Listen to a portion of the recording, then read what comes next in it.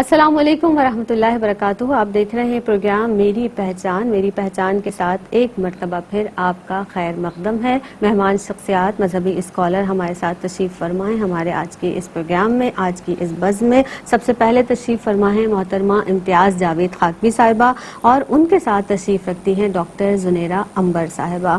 امتیاز آپا, جس طرح سے اب ہم دیکھ رہے ہیں کہ انٹرنیٹ بہت زیادہ عام ہو گیا ہے اور اس پر ہم ظاہر بچے بھی ہمارے تعلیم بھی حاصل کر رہے ہیں, کلاسز بھی دے رہے ہیں اور انفارمیشن کی ایک بھرمار ہے انٹرنیٹ پر. اب اور یہ جو ہے چیز ہر ایک کی دسترس میں بھی ہے, ظاہر ہے ہر شخص ایک استعمال بھی کر رہا ہے. تو وہ کون سے علوم ہیں, میں جاننا یہ چاہ رہی ہوں آپ سے کہ جو ہمارے لیے فائدے مند ہیں یا وہ کون سے علوم ہیں جو بے فائدہ ہیں, یعنی علم نافع اور علم غیر نافع. آپ دونوں کی وضاحت فرما دیجیے. شکریہ زینب.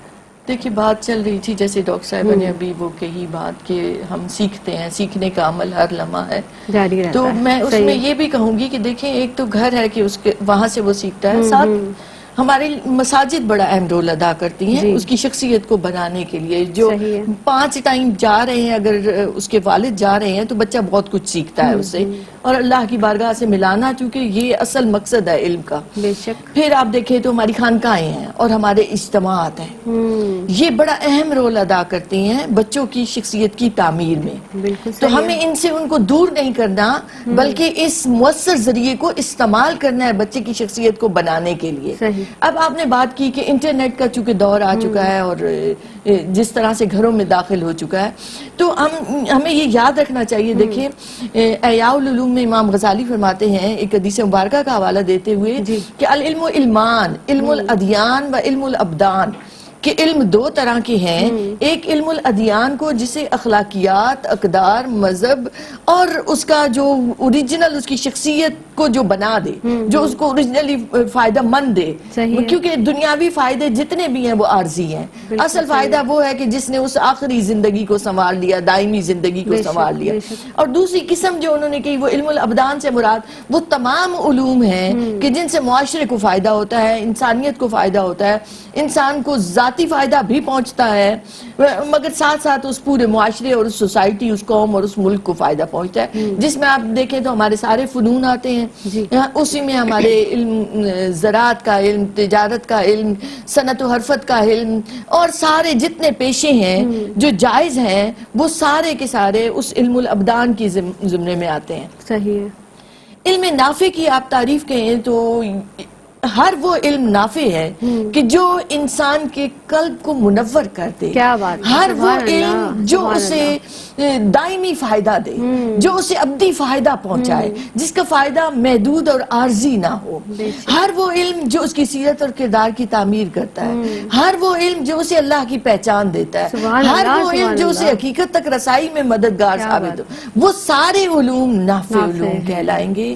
اور آپ دیکھیں تو ہمیں دعا بھی سکھائی گئی, مصنون دعاؤں میں آتا ہے اللہم انی اسالک علما نافعا ورزقا واسعا, کہ اللہ میں تجھ سے سوال کرتا ہوں اس علم کا جو نفع دے, جو فائدہ دے. یہ اسی علم نافع کی بات ہو رہی ہے کہ جو انسان کو انسان بنا دے. سبحان اللہ. پھر آپ دیکھیں تو اس علم سے پناہ مانگی گئی, اللہم انی اعوذ بک من علم لا ینفع, کہ وہ علم جو مجھے نفع نہیں دے اس سے میں پناہ مانگتا ہوں, اے اللہ مجھے اپنی پناہ عطا فرما.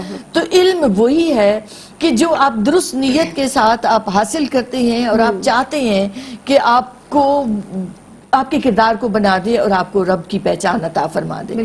تو یہ میں نے علوم کی قسمیں وہ بتائی. علم غیر نافع, اب آپ دیکھیں بالکل اس کے اپوزٹ چلے جائیں کہ وہ علوم جو نہ آپ کے قلب کو منور کریں, نہ آپ کی سیرت و کردار کو بنائے, نہ آپ کی اس قوم کو, اس ملک کو, اس خاندان کو فائدہ پہنچائے. وہ جسٹ کہیں آپ یہ بھی سمجھیں کہ جو آپ کے عارضی اور ناپائیدار فائدے کے لیے ہو, وہ حقیقت میں علم نافع نہیں ہے اور ہمیں اس سے بچنا ہے.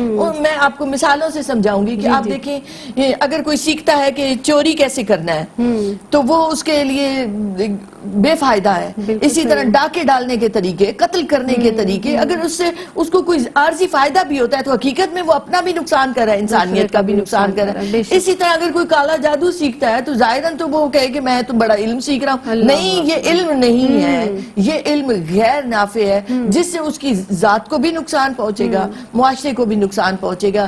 پھر اسی طرح سے وہ علوم جو متروک ہو چکے ہیں, جن کا اب ضرورت نہیں ہے, جیسے آپ دیکھیں تو آپ ڈیلی کی چینجز آ رہی ہیں 15-20 سال میں, بہت ہم انٹرنیٹ میں اور اس میں بہت آگے چلے گئے. اور اب اگر کوئی وہ پرانے وہ شروع میں آئے تھے کمپیوٹر تو کارڈ پنچنگ, فلاپی ڈسک, اب کوئی اس پہ وقت ضائع کر رہا ہے تو وقت بھی ضائع کر رہا ہے, محنت بھی ضائع کر رہا ہے, پیسہ بھی ضائع کر رہا ہے. تو اسے چاہیے کہ ان علوم کو سیکھے جو زیادہ بہتر ہے. پھر اسی طریقے سے آپ دیکھیں تو پہلے لوگ چمڑا کو خشک کرتے تھے, اس پہ لکائی کا کام کرتے تھے, یا آپ شروع میں جائیں تو میپ ریڈنگ آتی تھی.